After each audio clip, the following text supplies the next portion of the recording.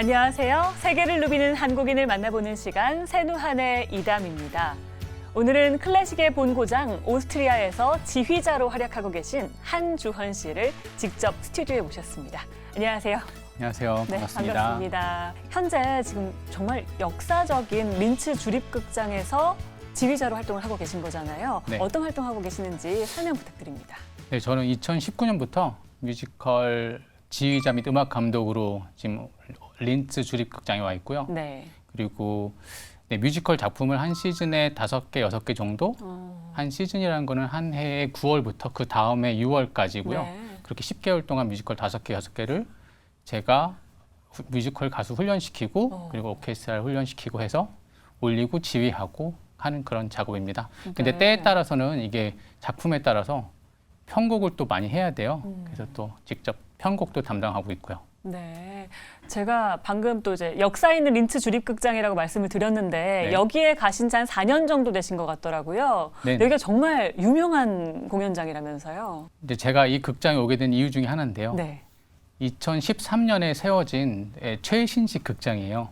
그래요? 네. 네, 그래서 대부분의 다른 유럽의 오페라 극장에서 뮤지컬을 많이 상영하는데 근데 문제가 이제 시설이 많이 낙후돼 있고 네. 건물이 너무 낡았어요. 네. 근데 이제 2013년에 그 건물을 세우다 보니까 모든 시설이 너무 최신식이고 네. 무대가 넓고 사운드 시스템이 너무 좋고 그러다 보니까 모든 많은 연출자들이 거기서 연출하고 싶어 하죠. 네. 가수들도 노래하고 싶어 하고 네. 그리고 가장 저한테 끌렸던 거는 그 린츠의 자랑이거든요. 네. 안톤 브루크너 오케스터.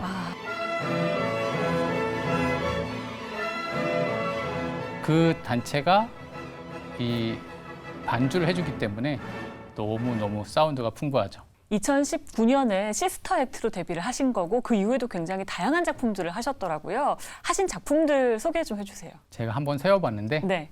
13개 정도의 작품이 있었습니다. 네. 중간에 코로나를 포함해서 뭐 유명한 작품으로는 타이타닉, 뭐 캐치 미 이프 유 캔, 네.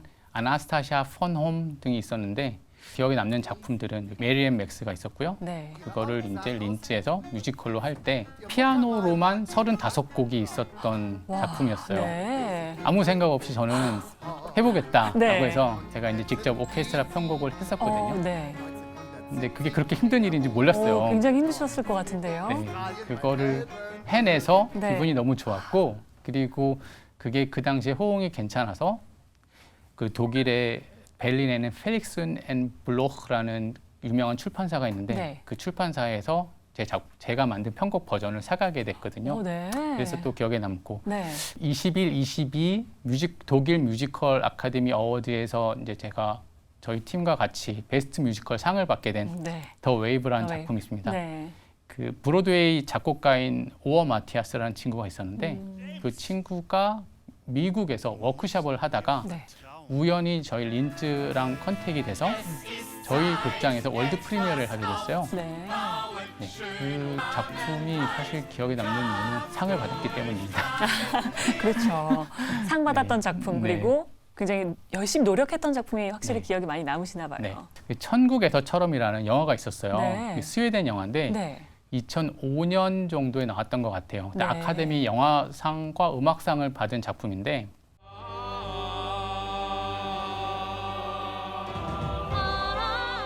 그거를 스웨덴에서 이제 뮤지컬로 만들어서 되게 작은 규모로 올렸다가 저희 린츠에서 그거를 대규모로 확장을 했어요. 네. 오케스트라와 합창단과 크게. 그러다 보니까 이게 호응이 너무 좋았어요. 네. 그리고 그게 지휘자에 관한 얘기입니다.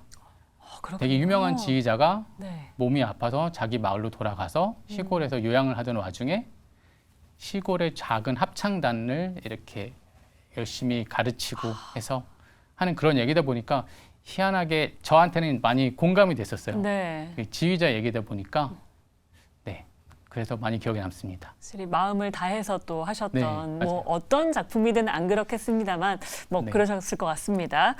그 캐치 미 이프 유 캔이었나요? 당시에 뭐 브루크너 오케스트라의 단골 레퍼토리가 아니라 빅 빅밴드 음악을 굉장히 노련하게 이끌었고 정밀하게 뭐 스윙과 블루스, 보사노바까지 모두 완벽하게 지휘했다라는 격찬을 받은 게 또 있더라고요. 그때 당시에 반응이 어땠나요? 끝나고 나서 네. 이 스탠딩 오베이션이라고 하죠. 이 관객들이 모두 일어나서 박수를 칠 때 네. 그때 이제 너무 좋았, 너무 잘했구나라는 네. 생각이 들었는데 브루크너 오케스트라는 클래식으로 굉장히 유명하거든요. 그래서 어딜 가나 해외 어디나 초청이 되어져도 브루크너 심포니를 연주하는 단체인데 네. 그리고 저희 극장은 뮤지컬만 하는 게 아니라 네. 발레와 오페라도 같이 하거든요. 네. 그러다 보니까 일정이 굉장히 타이트해요. 그래서 어제는 발레, 차이콥스키 발레를 하고 뭐 그저께는 바로크 오페라를 하고 이런 식으로 하다가 오늘 갑자기 이 사람들이 이제 재즈 빅밴드 음악을 연주하게 되는 거죠. 그러면 관객들은 너무 이 한 고장에서 너무 다양한 음악을 맛볼 수 있으니까. 네. 그리고 일단 오케스트라 단원들도 처음에 약간 조금 이제 긴가민가 했어요. 자기네들이 어색했겠어요. 이 빅밴드의 스윙을 어제까지만 해도 굉장히 진지하게 클래시컬하게 연주해야 되는 악기를 제가 계속 유도를 해야 되거든요. 네. 이건 재즈이기 때문에 너희는 조금 더 느슨해도 된다. 너희는 조금 더 웃으면서 해도 된다. 네. 예, 그렇게 하다 보니까 오케스트라 단원들하고도 너무 재밌게 잘했던 것 같아요. 그리고 자기네들도 이런 빅밴드 음악을 할 수 있다. 그런 생각이 조금 있으면서 더 재밌었죠. 독일 유학을 갑자기 떠나셨는데 이때 피아니스트인 차승은 씨와 결혼을 하고 함께 떠나셨잖아요. 네, 든든한 지원군이셨을 것 같습니다. 네, 제 아내는 전우죠. 그렇죠. 네. 힘든 세월을 네. 함께 하신 네. 많이 힘든 유학 생활이었나요? 네, 어떠셨나요? 저희가 또 어린 나이에 나간 게 아니었고요. 네. 그 당시에는 28살이었기 때문에요. 네. 네, 거의 30을 바라보는 나이에 특히 저는 한국에서 대학교를 나오지 않아서 네. 독일에서 다시 대학교를 다녀야 하는 상황이었고 그리고 무엇보다도 저희는 유학 가기 전에 독일어를 문법만 2달만 배우고 갔어요. 네. 너무 정보 없이 나갔죠. 독일 제가 나온 마나임 음대 지휘과 입시 요강은 9가지 정도가 있어요. 네. 그중에 제일 어려운 게 30분 면담이 있었어요. 지휘과 면담? 교수님들하고. 네. 네, 독일어로. 독일어로. 네. 나간 지 2달 2달 만에. 공부하고. 네. 당연히 떨어졌죠. 네. 그러니까 살던 집 근처에 조그만 어학원이 있었어요. 네. 그 어학원 선생님께서 스파르타식으로 교육을 시켜서 네. 얘네들을 독일어를 잘하게 만들면 다른 한국인 학생들이 오지 않을까 하는 그런 욕심으로 네. 저에게 무지 많은 숙제를 내주셨어요. 네. 하루에 뭐 100문장, 150문장 쓰기 이런 걸 시키셨었거든요. 네. 숙제를 매우 열심히 했습니다. 네. 새벽 2, 3시까지. 와. 그렇게 막 하다 보니까 정말로 실력이 많이 늘더라고요. 그 덕분에 바로 이제 그 다음 입시에서 합격을 할 수가 있었고 네. 그리고 그 어학원에 한국인이 더 왔는지는 저도 모르겠습니다. 저희 덕분에. 그러면 그때 이후로는 뭐 언어로는 어려운 점이 좀 없으셨을 거고 유학 생활하면서 다른 부분에 또 힘든 부분이 좀 있으셨나요, 혹시? 그렇게 해서 다행히 독일은 대학 등록금이 없기 때문에 네. 네, 저희는 굉장히 저렴한 가격으로 이제 공부를 할 수 있었고 그랬는데 그럼에도 불구하고 일을 해야만 했어요. 생존을 해야 하니까. 그래서 제가 독일 대학 음대를 다니면서도 사실 아마추어 오케스트라와 아마추어 합창단 지휘를 하면서 사실 돈을 벌고 있었는데 네. 그럼에도 불구하고 이제 빨리 취직을 해야 됐기 때문에 네. 네, 바로 독일 오페라 극장으로 이제 지원을 해보게 되었습니다. 그래서 네. 취업을 하게 됐죠. 그 오페라 극장이 독일 프라이베르크 네, 맞습니다. 시립 극장이군요. 근데 여기서 또 더 힘드셨다고 얘기 들었거든요. 네. 그 지역 사람들은 얼굴에 표정이 없더라고요.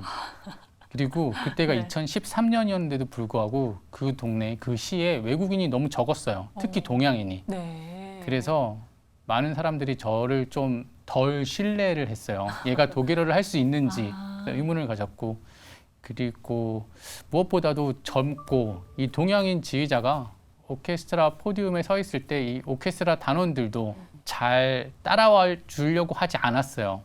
네. 네, 약간 기싸움이죠, 흔히 말하는. 네. 그런 게 조금 있었어요. 와. 그러다가 이제 제가 1년 후에 간지 1년째 됐을 때 올리게 된 작품에서 리허설을 하는 중에 저 스스로 너무 마음고생이 심하고 스트레스를 네. 받아서 리허설 중간에 쓰러졌어요. 어머, 네. 네. 그러고 제가 깨보니까 이제 응급실로 와서 병원에 와 있더라고요. 네. 그런 상황이 됐었고 그래서 안타깝게도 이제 그 작품은 제가 손을 떼게 되었죠. 아, 네. 그렇게 병가를 내고 쉬고 있는 와중에 누가 벨을 눌러서 네. 밖에 가봤더니 그 극장 단원들이 화분을 들고 어머. 저희 집에 찾아왔더라고요. 네. 그래서 이제 알게 됐죠. 아, 이 사람들이 그냥 얼굴 표정이 그런 거지 마음까지 푹 닫고 있던 건 아니었구나. 이제 그렇게 되면서 그 사람들하고 점점 저도 마음을 열고 그분들도 네. 마음을 열고 해서 걔는 정말 가족같이 네. 제 아내는 정말 아무런 극장 단원도 아닌데 네. 그냥 출입증 없이 막 들어오고 완전 그럴 가족처럼 정도로. 정말 네네. 대해줬네요. 그렇습니다. 저도 아내분께서 네. 얘기를 하신 걸 제가 보니까 한주원 지휘자께서 워낙에 완벽주의자다라고 하시더라고요. 아, 완벽주의자. 네. 힘든 상황들을 다 이렇게 부딪히면서 하신 걸 보니까 네. 이건 완벽주의자가 아니고서는 절대 이겨낼 수 없는 상황들이었던 것 같거든요. 저는 항상 그렇게 생각을 하는 게 지휘자 외에는 이 모든 이 극, 이 드라마, 이 오페라, 이 음악의 처음과 끝을 알고 있는 사람이 아무도 없어요. 그래서 이 세부적인 상황을 조율하고 이거를 이끌어갈 수 있는 사람은 지휘자밖에 없기 때문에 네, 그렇죠. 저는 매 공연 때마다 어제 했던 공연이었어도 오늘 다시 악보를 보고 그리고 계속 상황을 시뮬레이션을 많이 합니다. 이게 라이브 공연이다 보니까 어떤 상황이 벌어질지 아무도 모르거든요. 네. 그래서 그 모든 상황을 미리 대충 대비를 하고 있어야 그렇죠. 제가 당황하지 않아야 단원들도 당황하지 않고 네. 저를 따라올 수 있기 때문에 제가 스스로 완벽해지려고 그렇죠. 노력하다 보니까 제 아내가 그렇게 생각을 하는 것 같습니다. 근데 정말 이런 일들이 열정만으로 또 열심히 하는 것만으로 되는 건 아니잖아요. 어느 정도 당연히 실력이 있어야 인정을 받는 거고 그럴 것 같은데 어떻습니까? 지휘를 하실 때. 일단은 지휘자로서 지휘자 혼자의 실력으로 되는 거는 없고요. 네. 제 생각에는 지휘자가 얼마만큼 단원들을 끌어내느냐. 그래서 그렇죠. 단원들의 신뢰를 얻어야 해요. 그래서 지휘자는 무조건 완벽하고 왕 같고 이런 사람이 되면 좋다기보다 제가 생각했을 때는 높은 위치에 있지만 네. 가장 낮은 데까지 내려가서 그 단원들을 잘 이끌어서 밖으로 나올 수 있게 그리고 네. 그 사람들이 나를 신뢰해서 내 음악을 듣고 내가 원하는 대로 연주해 줄 수 있을 때까지 그들을 당근과 채찍을 주면서 네. 그들의 신뢰를 얻어내는 그게 필요한 것 같아요. 네. 지휘자라는 게 사실 정말 저는 약간 왕처럼 쫙 이렇게 리더처럼 한다라고 생각을 했는데 소통을 많이 해야 되고 이런 얘기를 하시는 네. 거 보니까 지휘자로서의 덕목을 꼽는다면 어떤 게 있을까 이것도 궁금해지거든요. 지휘자로서의 덕목은 당연히 많은 사람들이 생각하기에 카리스마 이런 네. 게 있겠죠. 네. 저도 그게 굉장히 필요하다고 보는데요. 왜냐하면 서양인들이 봤을 때 동양인 지휘자에게서 카리스마가 없으면 그들은 일단은 신뢰를 많이 못하고요. 그래서 카리스마가 굉장히 필요한 덕목이고 그 다음에는 그들에게 저의 성실함을 보여줘야 돼요. 네. 나는 너희들을 위해서 이만큼을 더 너희들보다 더 네. 그런 성실함이 필요한 것 같고요. 그리고 제가 어느 정도 그들을 위해서 마음을 열 수 있는지 이제 그 사람들이 어떤 실수를 해도 네. 제가 모든 걸 포용해 줄 수 있는 네. 그런 온화함 네. 네, 그런 게 필요한 것 같습니다. 약간 아버지 같다라는 느낌이 드는 게요. 네, 아버지 그들이 마에스트로라고 말하는 거는 네. 그러니까 흔히 말하는 마스터, 영어로 뭐 마스터라고도 하지만 네. 이 부분에 있어서 대가이기도 하지만 이 대가는 모든 것을 알고 있고 모든 것을 포용해 줄 수 있는 네. 그런 존재예요. 맞습니다. 그래서 아버지라는 표현도 맞고 네. 선생님 같은 선생님 같기도 네. 하고요. 카리스마도 있으면서 성실하고 또 소통을 할 수 있는 네. 그런 지휘자가 훌륭한 지휘자다라고 네. 얘기를 해주신 것 같습니다. 오케스트라 음악에서 연주를 하는 건 연주자들이니까요. 그래서 제가 지향하는 가장 최고의 지휘자는 그들을 믿어주고 그들이 지휘자의 특히 저의 음악에 공감이 되어서 제가 원하는 드라마를 만들 수 있고 그렇게 해서 모두가 내가 저 사람을 믿고 했을 때 너무나 좋은 음악이 나왔다. 그런 행복한 표정을 제가 읽을 수 있을 때 그리고 그런 모습을 결국은 관객들이 다 알게 되거든요. 그래서 제가 봤을 때는 그런 모든 과정을 만들어낼 수 있는 사람이 좋은 지휘자라고 생각합니다. 한마디로 정의하기는 좀 어렵겠지만 한주헌 지휘자의 음악 색깔, 작곡가로서의 음악 색깔 이런 게 좀 있나요? 음악 색깔이라고 하다기보다 네. 그냥 저가 가장 원하는 거는 시네마틱하다, 드라마틱하다 네. 그런 표현을 듣고 싶습니다. 네. 영화 음악도 많이 하셨잖아요. 네네. 영화나 드라마 원래 많이 좋아하시나요? 네, 저는 원래 피아노 전공이었는데 네. 이제 영화 음악을 듣고 제 진로를 바꿨죠. 그러다 보니까 네. 영화를 많이 볼 수밖에 없고 드라마 또한 많이 봤죠. 네. 실제로 뭐 작곡과 편곡도 많이 하셨는데 어떤 작품들이 있는지 그리고 제천 국제음악영화제에서 어떤 활동 하셨는지 궁금한데요. 화면으로 또 함께 보시겠습니다.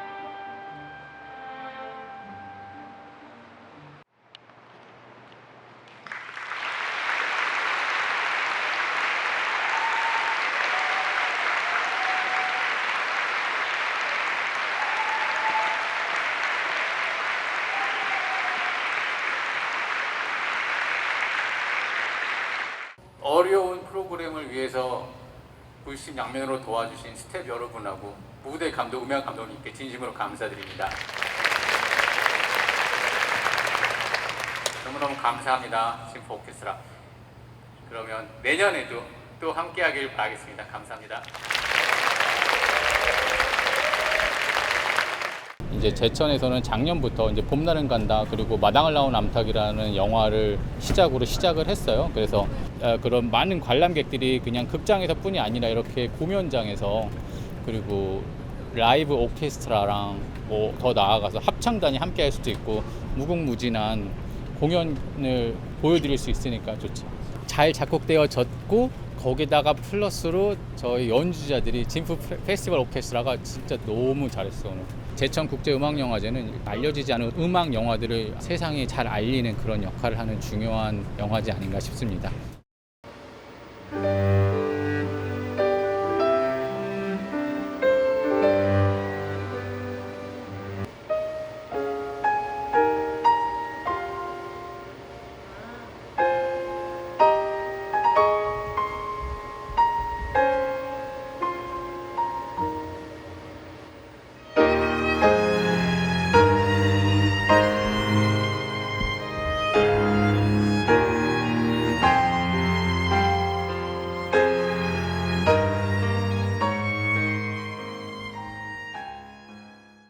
욕심이 많죠. 음악에 대한 욕심이. 그래서 더 노력하는 거고 스스로 많이 채찍질하고 쉬지 않고 하는 스타일이에요. 네. 그래서 조금 힘들죠. 네. 그래서 제가 옆에서 많이 이제 오늘은 좀 쉬면 좋지 않아 이렇게 많이 이제 해주죠. 조절을. 네. 그러니까 저희는 둘이 같이 성장하고 있다는 느낌을 항상 가지고 살고 있거든요.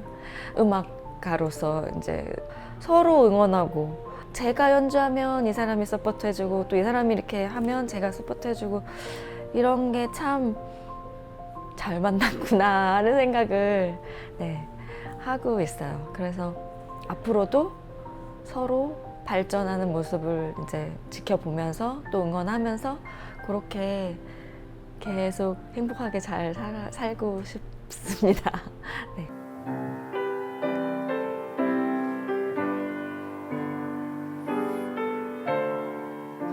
그런데 한주원 지휘자는 실력에 비해서 항상 겸손하고 배우려고 그러고 그리고 성격이 워낙 좋아서 뭐 그 소통 능력에서는 아주 탁월했죠. 그리고 큰 틀에서는 저랑 비슷해요.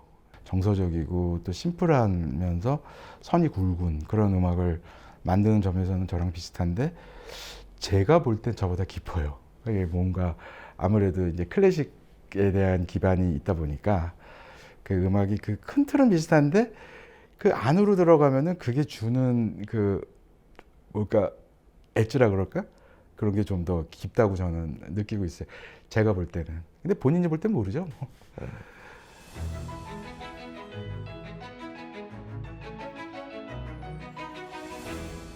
동양계 사람들이 거의 없는.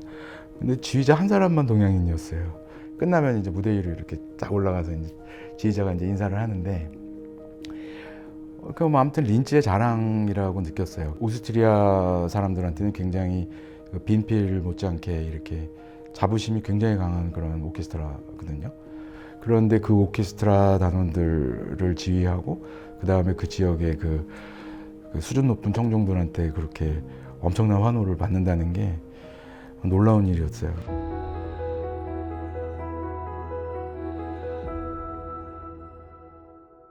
한주원 씨는 본인이 알지 모를지 모르겠지만 한국이 낳은 손꼽는 음악가다.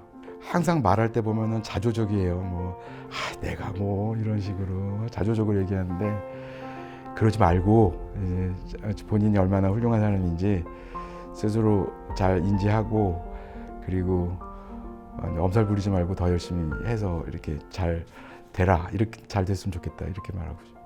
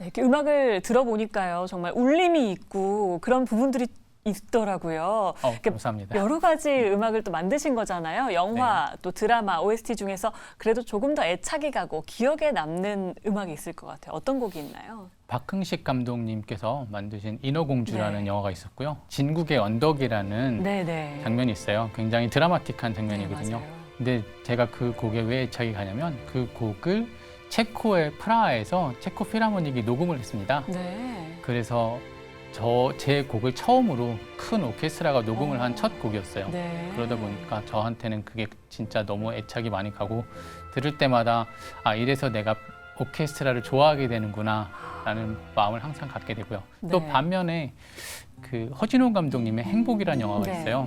제가 작년에 허진호 감독님을 뵀는데 허진호 감독님께서 그러시더라고요. 본인이 술 한 잔 할 때마다 네. 그 음악을 틀어놓는다고 와, 하는 음악이 있었는데 네. 그 음악에 제 이름이 있었대요. 작곡 네. 한주원이라고. 그래서 제가 너무 뿌듯했었어요. 네. 영수의 테마라는 곡인데 기타 솔로로 나오는 곡인데 이게 황정민 씨의 감정을 제가 생각하기에는 너무 잘 녹아냈다. 라고 생각을 하고 있고요. 아, 그리고 이번에는 또 드라마의 OST 참여를 또 하신다면서요? 제가 원래 작곡해놨던 피아노 곡이 있었어요. 네. 그 음악을 좋아하셨었고 너무 감사하게도 그때 린츠의 조수미 선생님께서 네. 잠깐 마스터 클래스 하러 오셨었어요. 네네. 그러다가 이제 혹시 제 피아노 음악을 한번 들어보시고 제가 여쭤봤죠. 조수미 선생님께 네. 혹시 이 노래를 한번 불러보실 수 있겠냐 네. 그랬더니 조수미 선생님께서 너무 좋아하셔서 네. 그래서 바로 이제 그 노래로 작곡하게 되었고 네. 그리고 네, 조수미 선생님께서 부르시게 되셨습니다. 한주연 지휘자님은 제가 몇 년 전에 비엔나에서 그분이 지휘하는 뮤지컬을 보면서 어머 너무나 실력 있는 한국인이시구나 그렇게 제가 만나 뵀었고 그 이름도 기억하고 있었는데 또 우연치 않게 린츠에서 제가 마스터 클래스 할 때 또 뵙게 됐어요. 그래서 참 인연인 것 같아요. 그리고 또 이번에 이렇게 멋진 곡을 제가 받게 되어서 제가 이 곡을 딱 봤을 때 이 곡은 다른 사람이 아닌 제가 불러야 되겠다고 생각할 정도로 너무 마음에 들어요. 뭐 들어보시면 아시겠지만 음악성도 굉장히 높고 그다음에 귀에 이렇게 익숙한 곡이지만 그래도 또 노래하기에는 그렇게 쉽지 않은 곡이에요.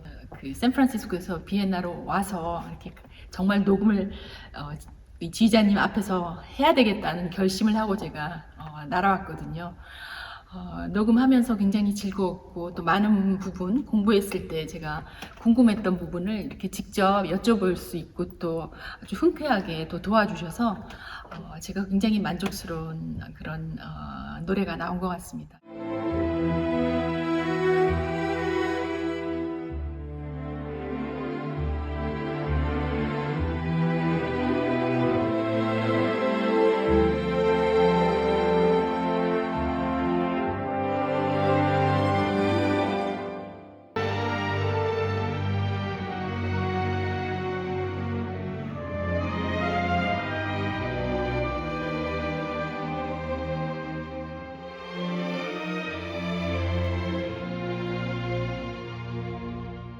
이 드라마에 대해서 혹시 좀 짧게 줄거리나 뭐 주연이 누군지 이런 것도 설명해 주실 수 있을까요?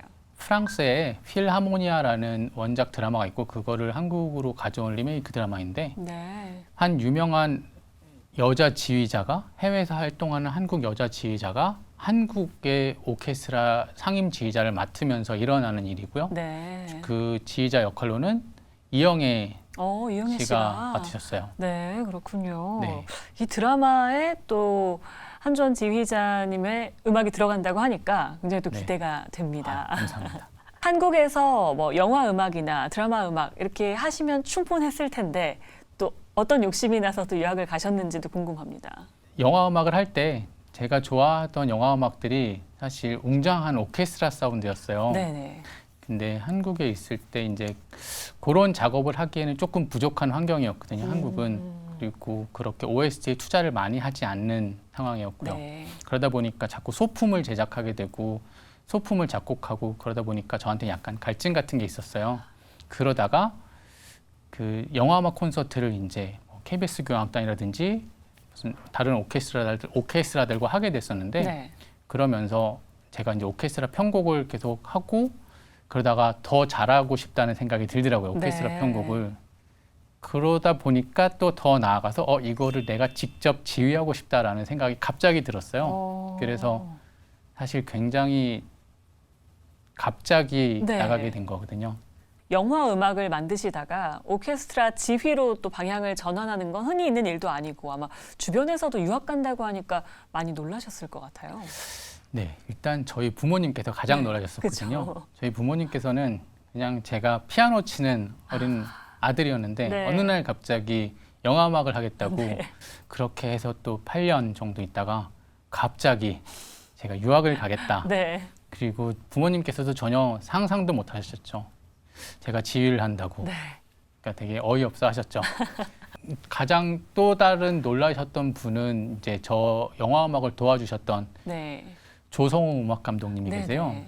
그분은 사실 저를 막내 스텝부터 채용해서 그리고 계속해서 옆에서 지원해 주시고 도와주시고 하셨던 분인데 그분은 이제 제가 이제 막 음악 감독 데뷔를 앞두고 있는 그런 좋은 상황에서 네. 왜 유학을 가냐 하면서 계속 만류를 많이 하셨는데 네.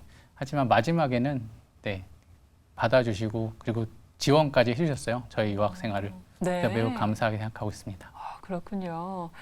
독일과 오스트리아에서 계셨는데 뭐 그쪽으로 혹은 이제 유학을 준비하는 분들에게 하시고 싶은 얘기가 있으신가요? 이렇게 하면 좋을 것 같다라든지요.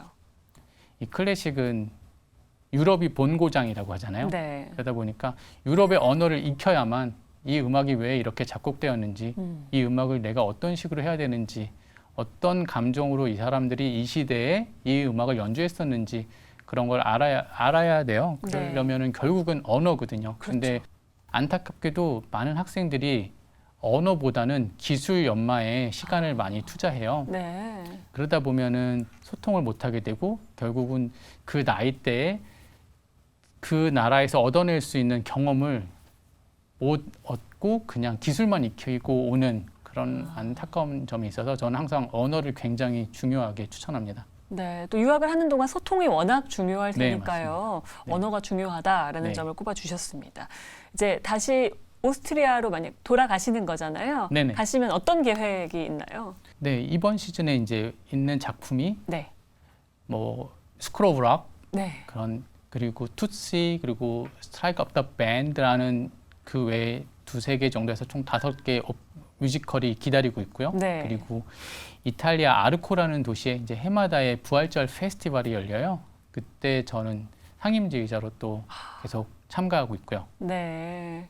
네, 계속해서 이렇게 무게 있는 공연도 바쁘게 지금 하고 계시고 계속 해 나가실 예정인데 음악가로서 목표나 계획 이런 것도 좀 말씀을 해주시죠.